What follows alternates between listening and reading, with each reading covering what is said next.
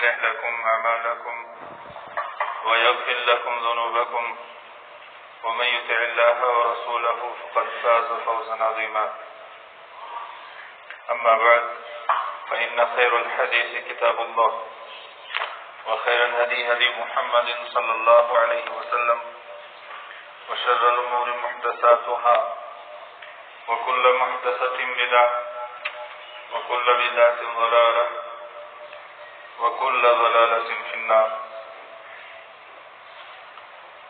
قال الله عز وجل: النبي أولى بالمؤمنين من أنفسهم وأزواجه أمهاتهم. وقال تعالى: وما لكم أن تؤذوا رسول الله ولا أن تنكحوا أزواجه من بعده أبدا إن ذلكم كان عند الله عظيما. عن عائشة رضي الله تعالى عنها قالت: تزوجني رسول الله صلى الله عليه وسلم في شوال، فأي نساء رسول الله صلى الله عليه وسلم كان أحظى عنده مني؟ قال: وكانت عائشة تستحب أن تدخل نساءها في شوال. رواه مسلم. اللهم صل على محمد وعلى آل محمد كما صليت على إبراهيم وعلى آل إبراهيم إنك حميد مجيد. اللهم بارك على محمد وعلى آل محمد كما باركت على إبراهيم وعلى آل إبراهيم إنك حميد مجيد. ربنا اغفر لنا ولإخواننا الذين سبقونا بالإيمان ولا تجعل في قلوبنا غلا للذين آمنوا ربنا إنك رؤوف رحيم. اللهم اغفر للمؤمنين والمؤمنات والمسلمين والمسلمات الأحياء منهم والأموات إنك غافر الذنوب والخطايا برحمتك يا أرحم الراحمين. اللهم اشف مرضانا ومرضى المسلمين. اللهم اشف مرضانا ومرضى المسلمين. اللهم اشف مرضانا ومرضى المسلمين. اللهم إنا نعوذ بك من جهد البلاء ودرك الشقاء وسوء القضاء وشماتة الأعداء. اللهم إنا نعوذ بك من البرص والجنون والجذام ومن سيء الأسقام. اللهم ارفع عنا البلاء والوباء. اللهم ارفع عنا البلاء والوباء. اللهم ارفع عنا البلاء والوباء. اللهم ارفع عنا البلاء والوباء والربا والزنا والزلازل والمحن وسوء الفتن ما ظهر منها وما بطن يا أرحم الراحمين. رب زدني علما. رب اشرح لي صدري ويسر لي أمري واحلل عقدة من لساني يفقهوا قولي. سبحانك لا علم لنا إلا ما علمتنا إنك أنت العليم الحكيم. ربنا تقبل منا إنك أنت السميع العليم.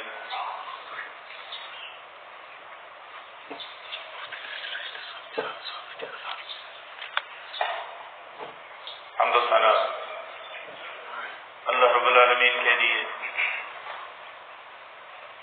جس نے پھر ایک مرتبہ ہمیں یہاں پر اس مبارک دن کے اندر اس مبارک مقام پر جمع فرمایا اور جس اللہ رب العالمین نے ہمیں زندگی عطا فرمائی، صحت عطا فرمائی، جس اللہ رب العالمین نے ہمیں بے شمار نعمتوں سے نوازا ہے، چاہے ہم اپنے جسم کے اندر دیکھیں یا آس پاس نظر دوڑائیں تو ہمیں ہر جگہ اللہ رب العالمین کی بے شمار نعمتیں نظر آتی ہیں۔ اللہ تعالی ہمیں ان نعمتوں کا شکر ادا کرنے کی توفیق عطا فرمائے۔ اللہ تعالیٰ کی حمد و ثنا بیان کرنے کے بعد ہم سب کی طرف سے بے شمار درود و سلام ہوں جناب محمد رسول اللہ صلی اللہ علیہ وسلم کی ذات گرامی پر، جنہوں نے ہمیں اس دنیا میں زندگی گزارنے کا بہترین اور مکمل طریقہ بتایا۔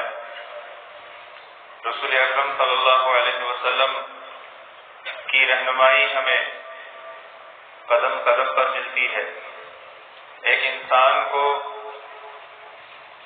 سونا کیسے ہے، جاگنا کیسے ہے، کھانا کیسے ہے، عبادت کیسے کرنی ہے، ایک انسان کا عقیدہ کیا ہونا چاہیے، اللہ تعالیٰ کے بارے میں، رسول کریم صلی اللہ علیہ وسلم کے بارے میں، قرآن کریم کے بارے میں، آخرت کے بارے میں، قیامت کے بارے میں، ایک انسان کو تجارت کیسے کرنی ہے، ایک انسان کو شادی کیسے منانی ہے، ایک انسان کو خوشی کے موقع پر کیا کرنا ہے، غمی کے موقع پر کیا کرنا ہے۔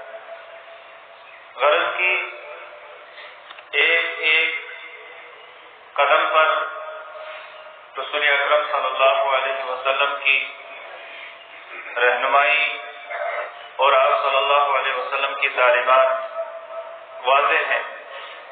ضرورت اس بات کی ہے کہ رسول اکرم صلی اللہ علیہ وسلم کی تعلیمات کو دیکھا جائے، پڑھا جائے، سمجھا جائے، ان پر عمل کیا جائے اور ان تعلیمات کو دوسروں تک پہنچایا جائے۔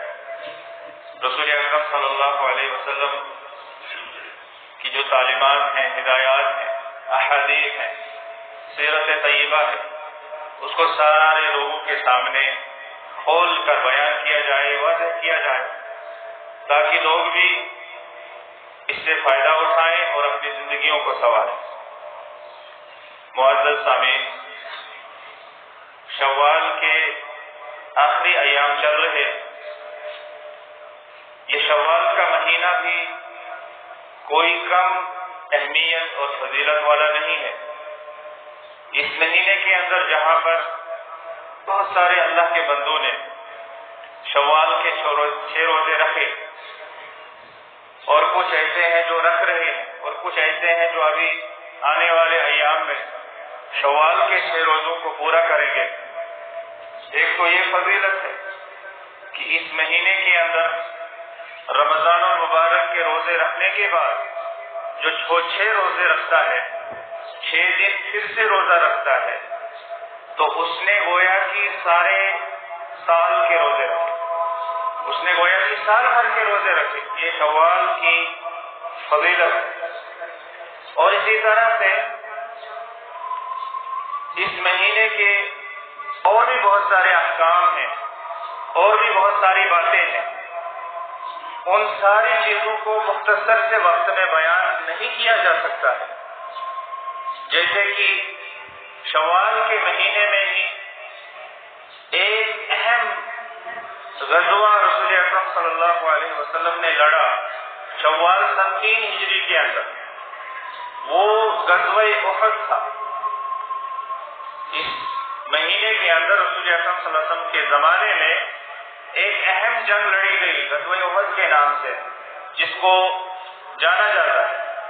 اسی طرح سے شوال کے مہینے میں رسول اکرم صلی اللہ علیہ وسلم نے چھوٹی چھوٹی ٹکڑیوں کو ادھر ادھر روانہ کیا دعوت کے لیے، لوگوں کو اسلام کی طرف بلانے کے لیے۔ اور اسی طرح سے غزوہ حنین جو سن 8 ہجری کے اندر واقع ہوا، وہ بھی اسی مہینے کے اندر واقع ہوا، وہ بھی اسی مہینے کے اندر ہوا۔ تو بہرحال بہت ساری باتیں ہیں۔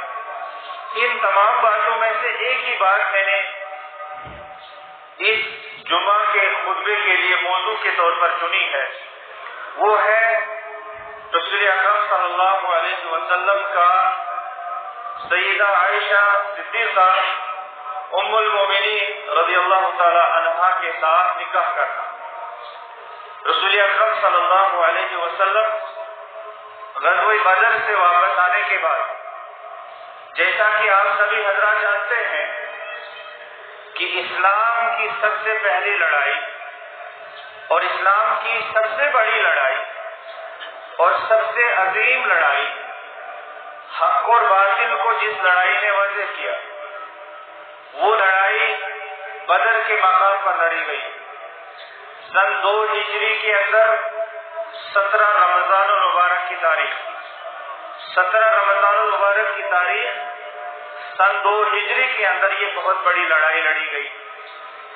اس لڑائی نے اسلام کو واضح کیا. اس جنگ کے ذریعے سے کفر اور شرک کے درمیان واضح فرق ہو گیا. مسلمان کون ہے، کافر کون ہے، یہ واضح ہو گیا. اسی لیے اس کو غزوہ بدر الکبریٰ کہا جاتا ہے. غزوہ بدر الکبریٰ کے نام سے اس جنگ کو تاریخ کے اوراق میں لکھا گیا ہے. تو بہرحال اسی مہینے کے اندر رسول اکرم صلی اللہ علیہ وسلم نے، یعنی شوال کے مہینے کے اندر رسول اللہ صلی اللہ علیہ وسلم نے عائشہ صدیقہ رضی اللہ تعالی عنہا کے ساتھ نکاح فرمایا. اور سب سے پہلے میں سورہ احزاب کی آیات میں سے چند ٹکڑے آپ کے سامنے بیان کرتا ہوں کہ امہات المومنین کے بارے میں اللہ تعالیٰ نے کیا فرمایا، رسول اللہ صلی اللہ علیہ وسلم کی ازواج مطہرات کے بارے میں ہمارا کیا عقیدہ ہونا چاہیے، ہمارا کیا موقف ہونا چاہیے، اور ہمیں ان ازواج مطہرات کے بارے میں کیا کہنا چاہیے اور کس طرح سے ہمیں پیش آنا چاہیے. اللہ تعالیٰ نے سورہ احزاب کی آیت نمبر 6 کے اندر ارشاد فرمایا النبی اولی بالمؤمنین من انفسہم. نبی کریم صلی اللہ علیہ وسلم مومنوں کے نزدیک ان کی جانوں سے بھی زیادہ عزیز ہوتے ہیں. رسول اکرم صلی اللہ علیہ وسلم کی شخصیت، آپ صلی اللہ علیہ وسلم کی ذات مبارکہ مومنوں کے لیے اپنے آپ سے بھی زیادہ اہم، اپنے آپ سے زیادہ اہمیت رکھتی ہے. اپنے آپ، اپنے نفس، اپنی جان کو اتنی اہمیت نہیں مومنوں کے نزدیک جتنی اہمیت ان کے نزدیک محمد الرسول اللہ صلی اللہ علیہ وسلم کو ہے. مومن اپنے آپ سے اتنی محبت نہیں کرتا جتنی محبت رسول اللہ صلی اللہ علیہ وسلم کے ساتھ کرتا ہے. یہ رسول اکرم صلی اللہ علیہ وسلم کا مقام ہے مومنوں کے نزدیک. وہ تمام لوگ جو اپنے آپ کو مومن کہتے ہیں، جنہوں نے ایمان لایا ہے، ان کا یہی حال ہونا چاہیے کہ ان کو اپنے آپ سے اتنی محبت نہیں ہونی چاہیے، اپنی جان سے، اپنے جسم سے، اپنی ذات سے، اپنی شخصیت سے اتنی محبت نہیں ہونی چاہیے جتنی محبت ان کو رسول اکرم صلی اللہ علیہ وسلم کے ساتھ ہو. یہ تو رسول اللہ صلی اللہ علیہ وسلم کے بارے میں فرمایا. اس کے بعد فرمایا وَأَزْوَاجُهُ أُمَّهَاتُهُمْ، اور رسول اللہ صلی اللہ علیہ وسلم کے نکاح میں جو بھی خاتون آئی، جو بھی عورت آئی، وہ مومنوں کی ماں ہے، وہ مومنوں کی ماں ہے. اور ایک ماں کے ساتھ ایک انسان کیا سلوک کرتا ہے وہ آپ سبھی حضرات جانتے ہیں کہ ماں کا کیا مقام ہے، ماں کی کیا عظمت ہے، ماں کی کیا عزت ہے، ماں کی کیا تقریر ہے اسلام کے اندر.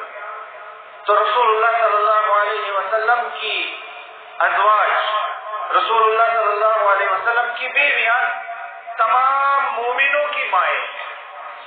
ان کے ساتھ نکاح کرنا کسی بھی کے لیے کبھی بھی جائز نہیں. یہ ماں کا مقام، یہ ماں کا درجہ.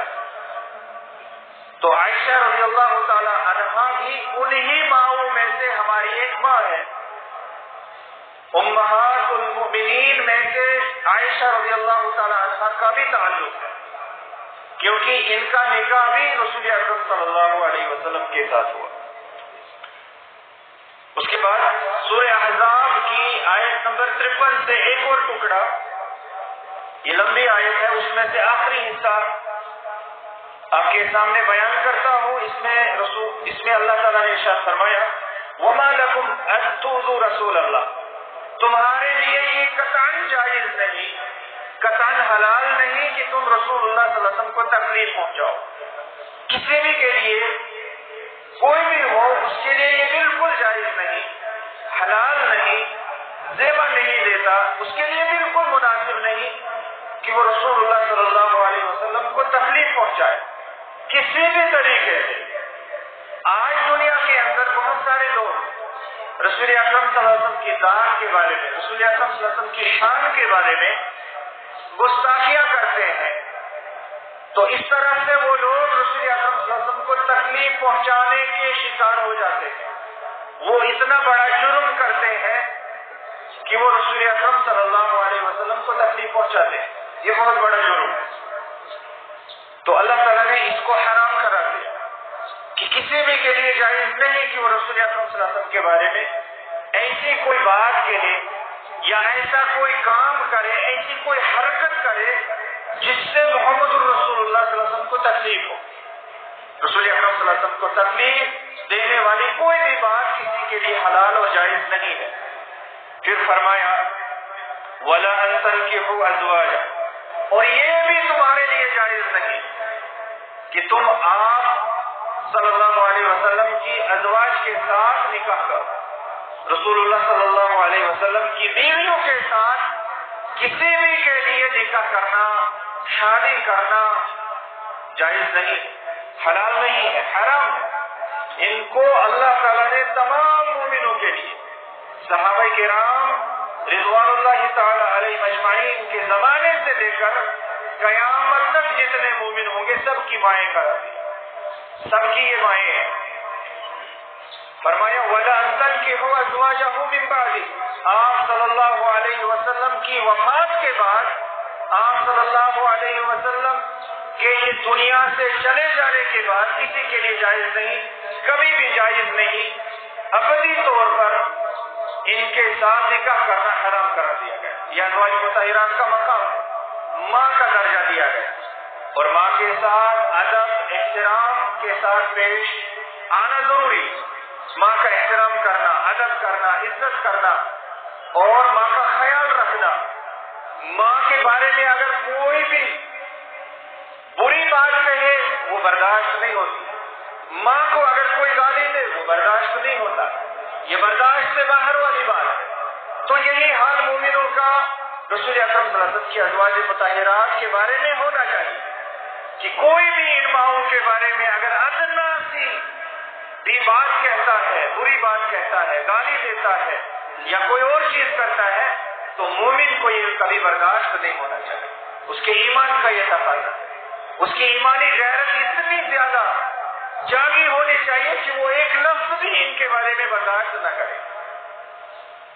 یہ ان ماؤں کو اللہ تعالیٰ نے یہ درجہ دیا ہے, امہات المومنین کو.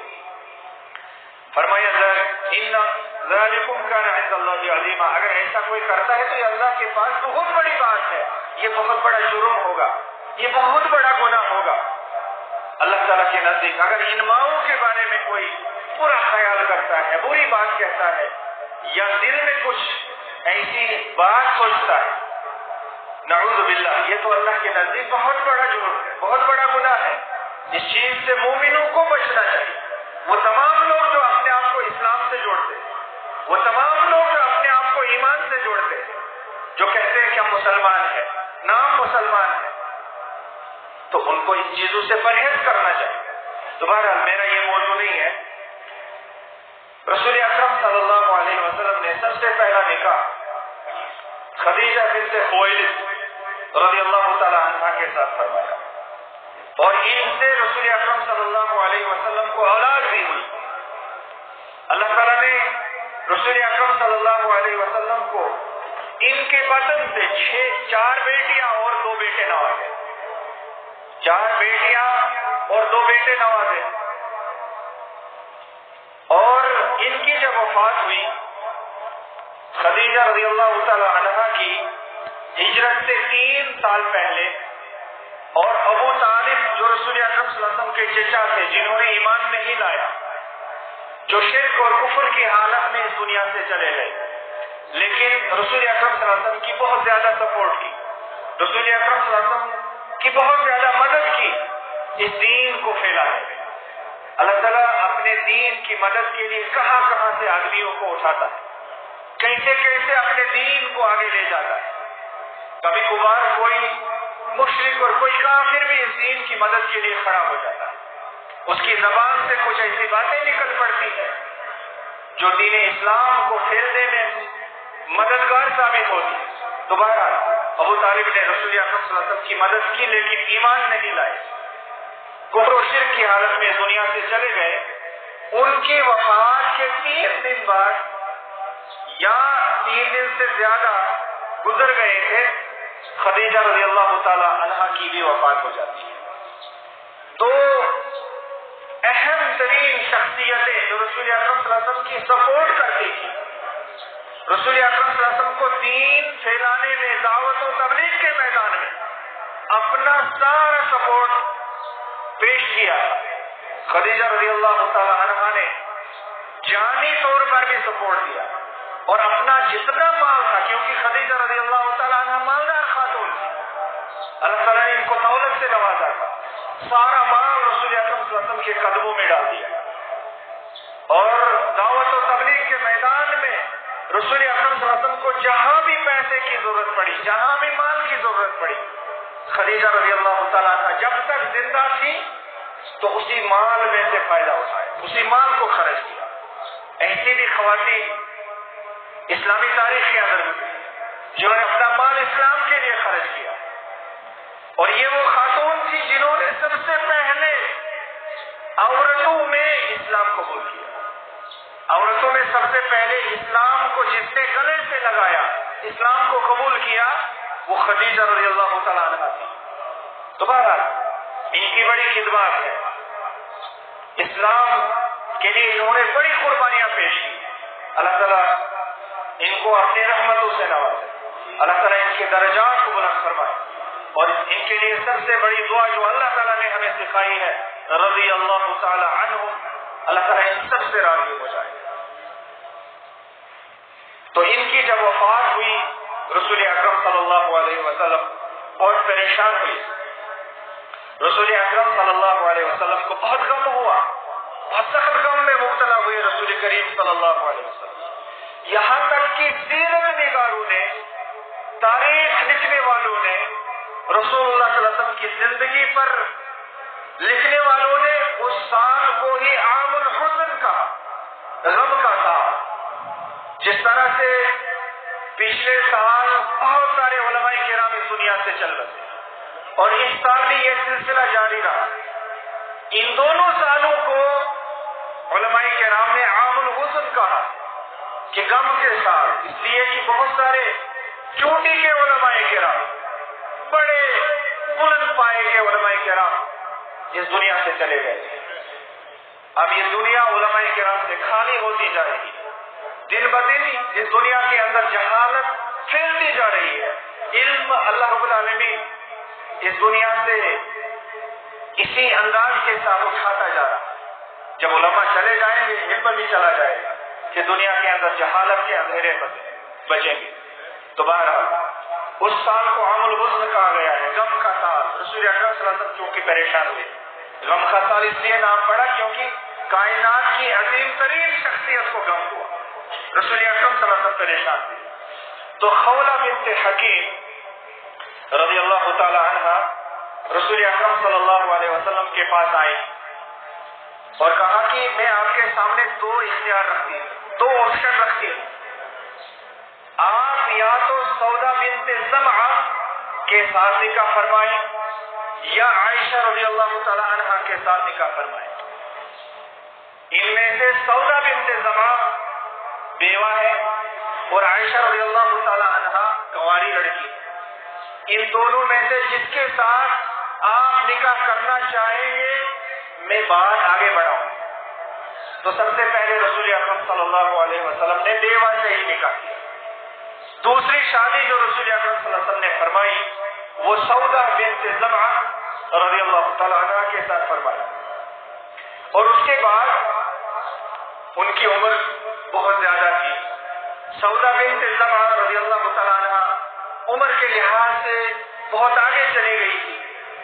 اس لیے رسول اکرم صلی اللہ علیہ وسلم کو خواہش ظاہر ہوئی کہ مجھے دوسرا نکاح کرنا چاہیے. تو اس کے بعد رسول اکرم صلی اللہ علیہ وسلم نے عائشہ رضی اللہ تعالی عنہا کے گھر شادی کا پیغام بھیجا اور عائشہ رضی اللہ تعالی عنہ کے گھر والوں نے، ابوبکر صدیق رضی اللہ تعالی عنہ نے عائشہ رضی اللہ تعالی عنہ کی ماں ام رومان رضی اللہ تعالی عنہ نے اس شادی کے پیغام کو دل سے قبول کیا. اور اس طرح سے رسول اکرم صلی اللہ علیہ وسلم نے عائشہ رضی اللہ تعالی عنہ سے نکاح فرمایا. عائشہ رضی اللہ تعالی عنہ بذات خود بیان فرماتی فرماتی ہیں تزوجنی رسول اللہ صلی اللہ علیہ وسلم فی شوال، رسول اللہ صلی اللہ علیہ وسلم نے میرے ساتھ شوال کے مہینے میں نکاح فرمایا۔ یہاں پر تزوجہ کا معنی ہے کہ رسول اکرم صلی اللہ علیہ وسلم نے حضرت عائشہ رضی اللہ تعالی عنہا کو شوال کے مہینے میں اپنے گھر لایا، حالانکہ ہجرت سے پہلے ہی جب عائشہ رضی اللہ تعالی عنہا کی عمر صرف 6 سال تھی نکاح ہو گیا، اور پھر جب رسول اللہ صلی اللہ علیہ وسلم نے ہجرت کی اور جنگ بدر بھی واقع ہوئی، اس کے بعد رسول اللہ صلی اللہ علیہ وسلم نے شوال کے مہینے میں عائشہ رضی اللہ تعالی عنہا کو اپنے گھر بلایا، اپنے گھر لے آئے۔ تو عائشہ رضی اللہ تعالی عنہا بیان فرماتی ہے کہ میرے ساتھ رسول اللہ صلی اللہ علیہ وسلم نے شوال کے مہینے میں نکاح فرمایا، یعنی مجھے اپنے گھر لے آئے، میری رخصتی ہوئی شوال کے مہینے میں، اور پھر فرماتی ہے فَأَيُّ نِسَاءِ رسول اللہ صلی اللہ علیہ وسلم كَانَ أَحْظَى عِنْدَهُ مِنِّي، مجھ سے زیادہ رسول اکرم صلی اللہ علیہ وسلم کی ازواج میں سے کون سی زوجہ زیادہ قسمت والی تھی، یعنی مجھ سے بڑھ کر کوئی اور بیوی رسول اکرم صلی اللہ علیہ وسلم کے نزدیک قسمت والی نہیں تھی، میں ان سب میں سب سے زیادہ قسمت والی تھی کہ میرا نکاح محمد رسول اللہ صلی اللہ علیہ وسلم کے ساتھ ہوا اس حال میں کہ میں کنواری تھی، اس لیے کہ آپ صلی اللہ علیہ وسلم نے صرف ایک بیوی کے ساتھ نکاح کیا جو کنواری تھی، وہ عائشہ رضی اللہ تعالیٰ عنہا تھی۔ تو ان کے ساتھ رسول اللہ صلی اللہ علیہ وسلم نے نکاح فرمایا شوال کے مہینے میں۔ راوی نے کہا جس نے اس حدیث کو روایت کیا ہے، وہ کہتے ہیں وَكَانَتْ عَائِشَةُ تَسْتَحِبُّ أَن تُدْخِلَ نِسَاءَهَا فِي شَوَّالٍ، اور عائشہ رضی اللہ تعالی عنہا اس بات کو پسند کرتی تھی، اس بات کو مستحب سمجھتی تھی، یعنی یہ مستحب چیز ہے، اس کو ہمیں بھی مستحب ہی سمجھنا چاہیے۔ وہ اس چیز کو مستحب سمجھتی تھی کہ اپنے خاندان کی لڑکیوں کو اگر رخصتی کرنی ہو تو شوال کے مہینے میں کی جائے، عائشہ اس چیز کو مستحب سمجھتی تھی کہ لڑکیوں کی رخصتی شوال کے مہینے میں ہو۔ عائشہ رضی اللہ تعالی عنہا نے اس چیز کو پسند فرمایا، یہ مسلم شریف کی روایت ہے۔ رسول اللہ صلی اللہ علیہ وسلم نے عائشہ رضی اللہ تعالی عنہا کے ساتھ 6 سال کی عمر میں نکاح کر لیا اور 9 سال کی عمر میں ان کو اپنے گھر بلا لیا، رخصتی ہو گئی 9 سال کی عمر میں۔ صحیح بخاری کے اندر یہ روایت موجود ہے اور مسلم کے اندر یہ روایات موجود ہیں، اور اس بات کو مستشرقین نے بہت زیادہ اچھالا، مستشرقین نے، اسلام پر اعتراض کرنے والوں نے، ازواج مطہرات کی شان میں گستاخی کرنے والوں نے، مغرب زدہ لوگوں نے، مغرب زدہ جن کے ذہن ہو چکے ہیں، جو مغرب سے پڑھ پڑھ کر آئے اور پھر اسلام کے اندر انہوں نے لکھنا شروع کر دیا، انہوں نے ان چیزوں کو ہدف تنقید بنایا۔ لیکن اگر ہم مطالعہ کریں، اگر ہم پڑھیں عرب کے حالات کو اور عرب کے ان طور طریقوں کو اور ان کے وہاں کیسا نظام تھا یا کس طرح سے ان کی لڑکیاں 9 سال کی عمر تک بالغ ہو جایا کرتے، امام نووی رحمۃ اللہ علیہ، امام ابن حجر رحمۃ اللہ علیہ، اس طرح سے اور بہت سارے محدثین کرام نے ان باتوں کا بہت وسیع ترین جواب دیا ہے، بہت اچھے سے جواب دے دیا ہے کہ عرب کے اندر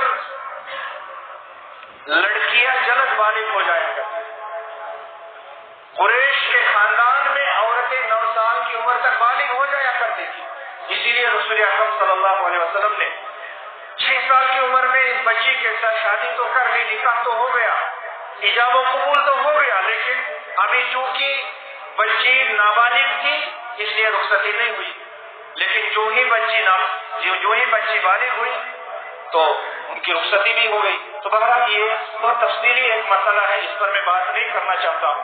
حافظ ابن حجر رحمۃ اللہ علیہ اپنی کتاب الاصابہ فی تمییز الصحابہ کے اندر فرماتے ہیں ولدت عائشہ بعد المبعث ب4 سنین او 5 کہ عائشہ رضی اللہ تعالی عنہ رسول اکرم صلی اللہ علیہ وسلم کو نبوت ملنے سے پہلے 4 سال پیدا ہوئی یا 5 سال پیدا ہوئی؟ نبوت ملنے سے پہلے 4 سال یا 5 سال پیدائش ہوئی. وعلیہ تکون عمرها عام الہجرہ 8 سنین او 9 سنین. تو یہ بات جب ہے تو ہجرت کے وقت رسول اکرم صلی اللہ علیہ وسلم کی اس بیوی اس زوجہ کی عمر یا تو 8 سال ہوگی یا 9 سال ہوگی.